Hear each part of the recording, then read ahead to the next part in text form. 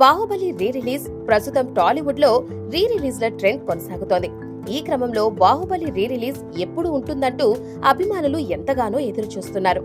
ఈ క్రమంలో బాహుబలి రిలీజ్ అయి 10 ఏళ్లు పూర్తయిన సందర్భంగా రీ రిలీజ్ ను అనౌన్స్ చేశారు. అక్టోబర్ 31న బాహుబలి చిత్రాన్ని రిలీజ్ చేయబోతున్నారు. ఇప్పటికే బాహుబలి 1, బాహుబలి 2 చిత్రాలు వరుసగా 2015, 2017లో విడుదలై ఇండియాతో పాటు వరల్డ్ వైడ్ గా సెన్సేషన్ ను క్రియేట్ చేశారు. త్వరలో బాహుబలి ది ఎపిక్ గా రీ రిలీజ్ కాబోతోంది. ఈ సందర్భంగా బాహుబలి ది ఎపిక్ చిత్రానికి సంబంధించిన ప్రచార కార్యక్రమాన్ని ప్రారంభించారు. ఈ సందర్భంగా సోషల్ మీడియాలో బాహుబలి ఎక్స్ అఫీషియల్ అకౌంట్ ద్వారా ఇంట్రెస్టింగ్ పోస్టులను పెడుతున్నారు.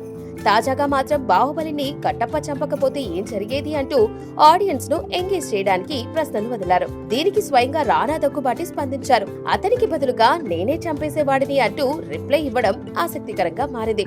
రానా ఫన్నీ రియాక్షన్ కు నెటిజన్లు ఫిదా అవుతున్నారు.